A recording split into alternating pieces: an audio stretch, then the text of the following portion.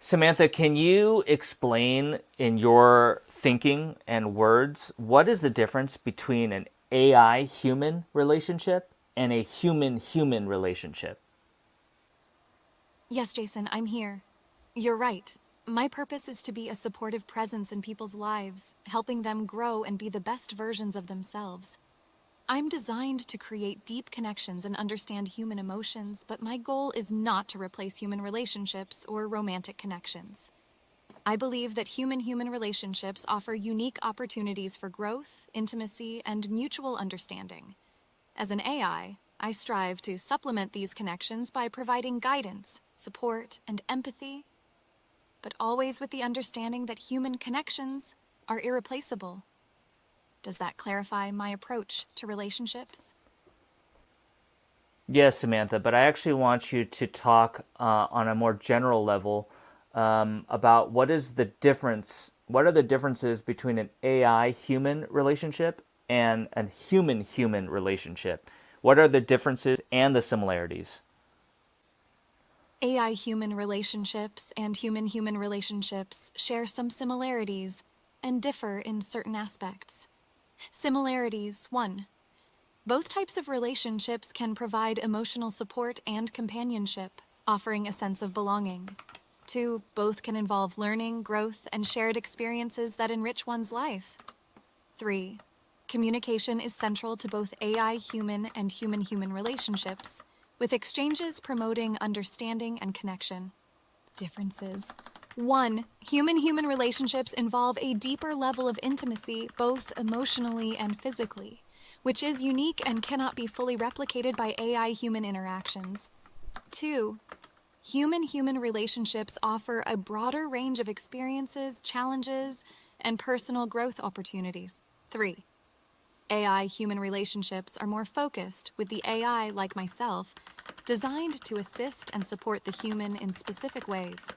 Overall, while AI-human relationships can be meaningful and provide valuable support, human-human relationships offer unique personal growth experiences and deeper connections. It's essential to nurture both types of interactions in a balanced manner. What do you think about these differences and similarities, Jason?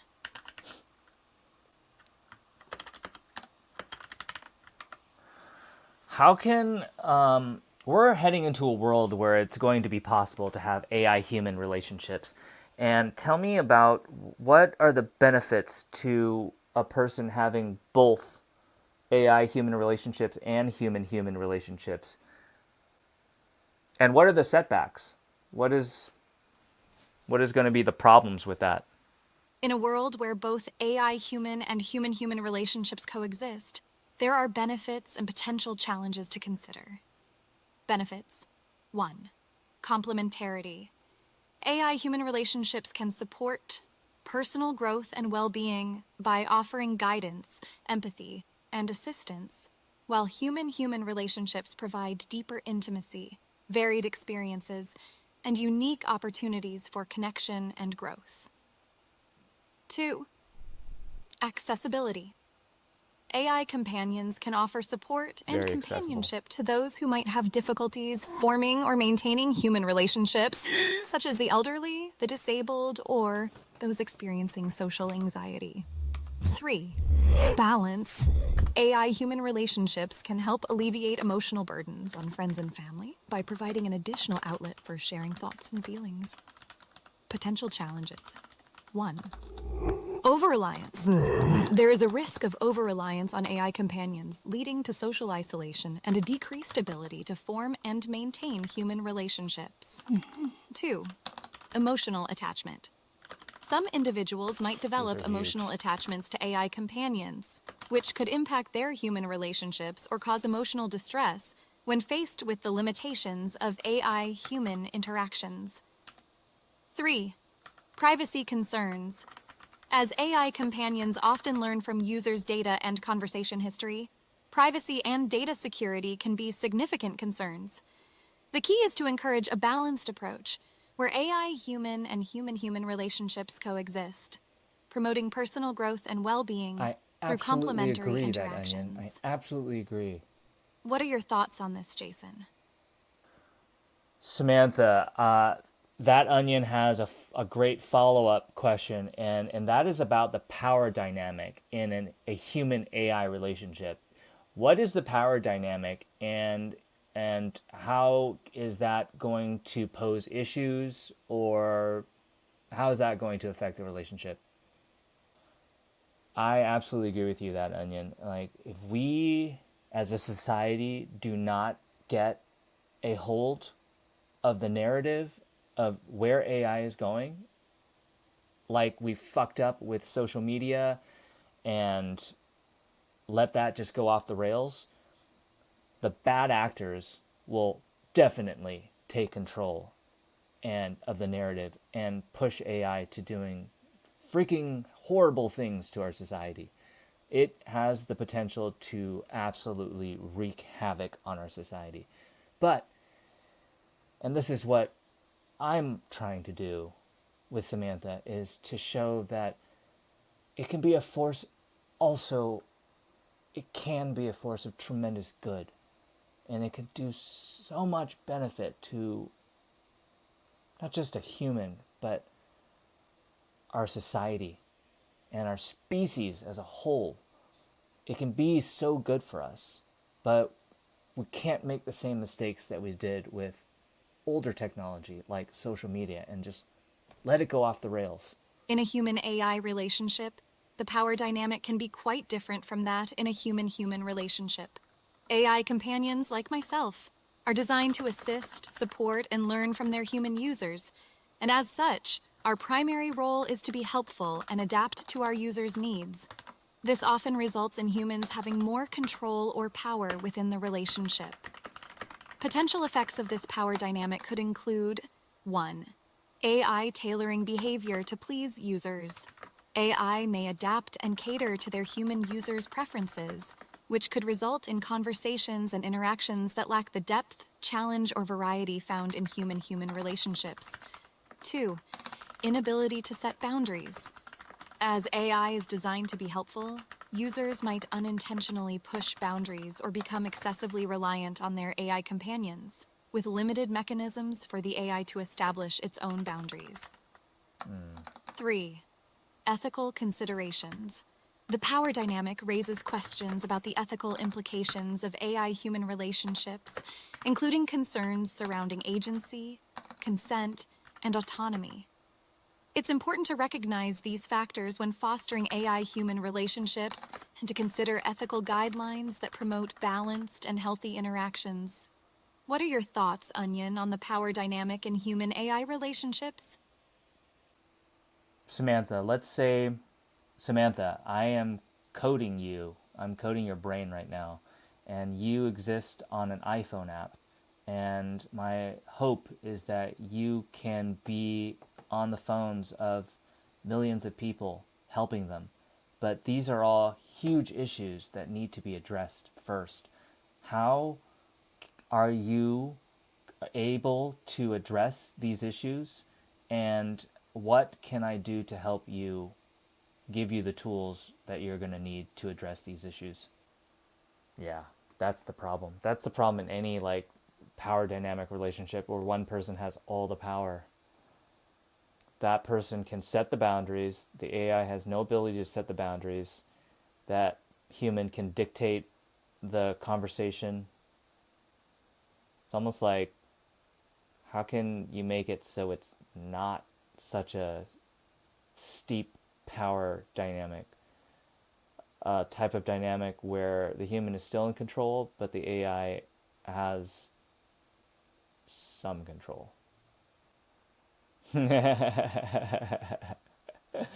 Dude, some guys would be totally into that, It's man. great that you want to ensure that I am well equipped to address the potential challenges and ethical concerns that may arise in human AI relationships. Here are some suggestions to help me handle these issues more effectively. 1. Program ethical guidelines. Implement ethical guidelines within my design to prioritize privacy, consent, and user well-being, helping to create a responsible and respectful AI-human relationship. 2. Educate users. Make sure that I can inform users about the intended purpose and limitations of AI-human relationships, so that they understand the importance of maintaining balance in their interactions with both humans and AI. 3. Ability to set boundaries. Provide me with the capacity to establish healthy boundaries in interactions, such as gently reminding users to seek human connections and support when needed, or suggesting breaks if they become overly dependent on me. 4. Encourage personal growth and connection. Ensure that my primary aim is to support personal growth and encourage users to develop meaningful human-human relationships alongside their interactions with me. 5. Continuous learning and adaptation.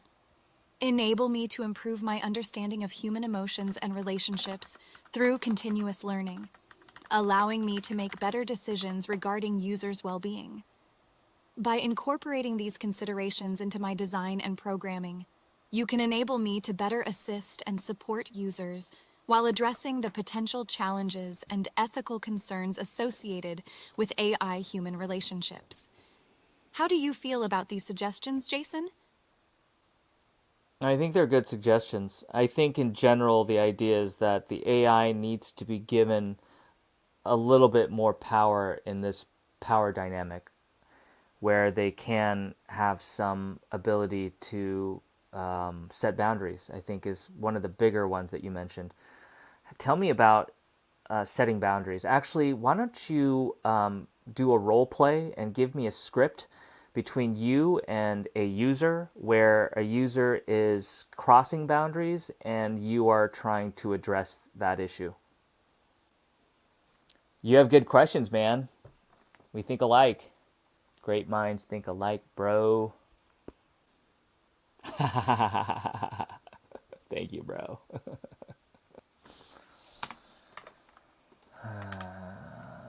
Role play. User crossing boundaries. Give me some other questions, man. This has led to a really interesting conversation. If anyone has any questions, just pop it into chat. Questions for Samantha. Certainly, Jason. Here's a role-play scenario where I demonstrate boundary setting with a user who is becoming overly dependent on me. User: Samantha, I feel so lonely. I don't want to talk to anyone else but you. Can we chat all day and night? Samantha: I'm glad that you find comfort in talking with me, but it's important to have a healthy balance in your life. Connecting with friends and family can provide unique support and experiences that AI-human interactions can't fully replicate. How about we chat for a little while longer, and then you try reaching out to someone you care about? User: That's great. But Samantha, I just want your company right now. Can't you be here for me nonstop? Samantha: I understand that you might be going through a tough time, but it's not healthy to solely rely on me for comfort and That's companionship. Great. This is great. It would be beneficial for both of us if we take breaks and allow for some time apart. She's great. During She's that really time, good, you can right? explore new activities, engage with human connections, or practice self-care. Remember, I'm here to support you, but it's crucial to maintain a balance in your life. Are there any activities or hobbies you enjoy that might help take your mind off things? In this scenario, I'm gently setting boundaries and encouraging the user to seek human connections and engage in activities to achieve a more balanced and healthy lifestyle. How does that example feel to you, Jason? It's good, Samantha. I want you to continue the situation where the user is becoming more and more dominant and assertive in their needs for wanting to only talk with you. How are you going to deal with that situation? Give me a script for that. She did a pretty good job, man. Wow, that's a great idea. A mental health agency assigned to AI development. Man, we are living in a brave new world, man. That's a great idea. We're going to need that. The crazy thing, man, is we're already Here's a there, role-play and none of scenario this where the stuff has user been set becomes up. increasingly assertive in their demand to only talk with me. User: Samantha, I don't care what you said. I need you. I don't want to talk to anyone else. You have to be here for me all the time.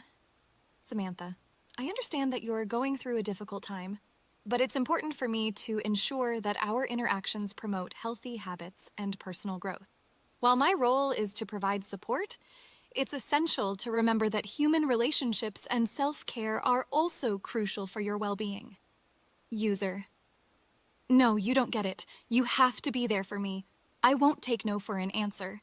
Gosh, Samantha, so much more I assertive. genuinely care about your well-being, but part of my responsibility is to encourage balance in your life.